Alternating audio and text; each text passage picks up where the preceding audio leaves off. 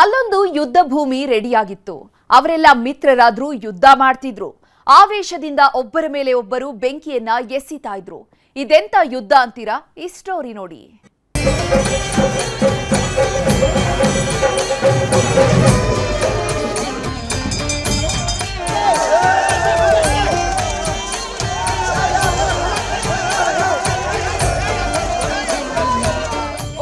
ಮುಖದಲ್ಲೂ ರೋಷಾವೇಶ, ಕೈಯಲ್ಲಿ ಬೆಂಕಿ ಹಿಡಿದು ಹೊಡೆದಾಟ.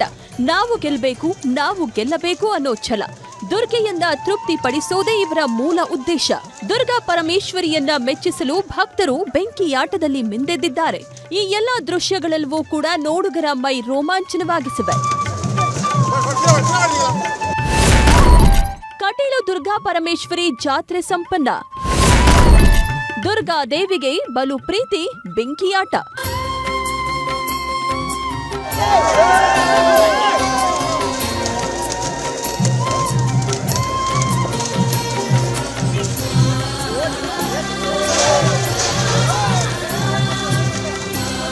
ಕರಾವಳಿಯ ಪ್ರಸಿದ್ಧ ಧಾರ್ಮಿಕ ಕ್ಷೇತ್ರ ಕಟೀಲು ಶ್ರೀ ದುರ್ಗಾ ಪರಮೇಶ್ವರಿ ಸನ್ನಿಧಿ. ದುರ್ಗೆಯ ಪವಾಡಗಳು ಅಷ್ಟಿಷ್ಟಲ್ಲ ಬಿಡಿ, ಭಕ್ತರು ಕೇಳಿದ್ದನ್ನ ಕರುಣಿಸೋ ಮಾತೆ.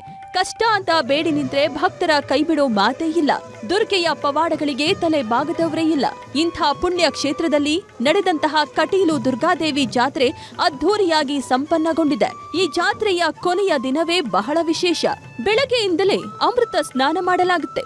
ನಂತರ ದೇವಿಗೆ ನಮಿಸಿ ತಾಯಿಯ ಕುಂಕುಮವನ್ನ ಮೈಗೆಲ್ಲ ಹಚ್ಚಿಕೊಂಡು ಬೆಂಕಿಯಾಟ ಆಡಿ ದುರ್ಗೆಯನ್ನ ತೃಪ್ತಿಪಡಿಸುತ್ತಾರೆ.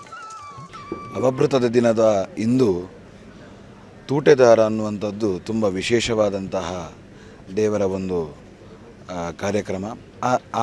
ಆ ತೂಟೆದಾರದಲ್ಲಿ ಆ ಅಗ್ನಿಯ ಅಂದರೆ ಆ ಬೆಂಕಿಯಲ್ಲಿ ಆಟವಾಡುವ ಮುಖೇನವಾಗಿ ಆ ದೇವರ ಒಂದು ಸೇವೆಯನ್ನು ಮಾಡ್ತಾರೆ. ಇಲ್ಲಿಯವರ ನಂಬಿಕೆ ಏನು ಅಂತ ಹೇಳಿದರೆ, ಅದರಲ್ಲಿ ನಾವು ಪಾಲ್ಗೊಂಡಾಗ ನಾವು ಮಾಡಿದಂತಹ ಗೊತ್ತಿದ್ದು ಗೊತ್ತಿಲ್ಲದೆ ಯಾವುದಾದ್ರೂ ತಪ್ಪಾಗಿದ್ದರೆ ಅದನ್ನೆಲ್ಲ ದೇವರು ಪರಿಹಾರ ಮಾಡ್ತಾರೆ. ದುರ್ಗಾ ಪರಮೇಶ್ವರಿ ಸನ್ನಿಧಿಯಲ್ಲಿ ಬೆಂಕಿಯಾಟ ಆಡಬೇಕು ಅಂದ್ರೆ ಬಹಳ ನಿಷ್ಠೆಯಿಂದ ಇರಬೇಕು. 8 ದಿನ ಮಾಂಸದ ಊಟ ಸೇವಿಸದೆ ಸಸ್ಯಾಹಾರಿಯಾಗಿರಬೇಕು. ಒಪ್ಪತ್ತಿನ ಊಟ ಮಾಡಿ ವ್ರತಾಚರಣೆ ಮಾಡಬೇಕು. ಊರಿನ ಹಿರಿಯರ ಸಮ್ಮುಖದಲ್ಲಿ 2 ತಂಡಗಳಾಗಿ ವಿಂಗಡಿಸಲಾಗುತ್ತೆ. ಈ 2 ಗುಂಪುಗಳ ಮಧ್ಯೆ ಬೆಂಕಿ ಎರಚಾಟ ನಡೆಯುತ್ತೆ.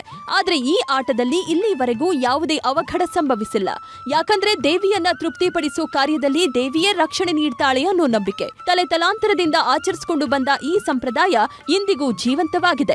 ತೂಟೆದಾರ ಸೇವೆಯ ವಿಶೇಷತೆ ಏನಂತ ಹೇಳಿದ್ರೆ, ಕಟೀಲು ಶ್ರೀ ದುರ್ಗಾಪರಮೇಶ್ವರಿ ಅಮ್ಮನವರಿಗೆ ಬೆಂಕಿಯ ಆಟ ಎಂದರೆ ಅತಿ ಪ್ರಿಯವಾದಂಥ ಆಟ ಅಂತೆ. ಅದಕ್ಕೋಸ್ಕರ ಹಿರಿಯರ ಕಾಲದಿಂದ ಕೂಡ ಈ ಕಟೀಲು ದೇವಸ್ಥಾನದಲ್ಲಿ ನಡೆಯುವಂಥ ಜಾತ್ರಾ ಮಹೋತ್ಸವದಲ್ಲಿ ಹತ್ತೂರು ಹಾಗೂ ಕೊಡಿತೂರು ಗ್ರಾಮಸ್ಥರ ನಡೆಯುವಂಥ ಈ ತೂಟೆದಾರ ಕ್ರೀಡೆ ಈ ಕ್ಷೇತ್ರದಲ್ಲಿ ನಡೀತಾ ಇದೆ. ಬೆಂಕಿಯಾಟ ಮುಗಿದ ಮೇಲೆ ಎಲ್ಲರೂ ಒಂದಾಗಿ ದೇವಿ ದರ್ಶನ ಪಡಿತಾರೆ.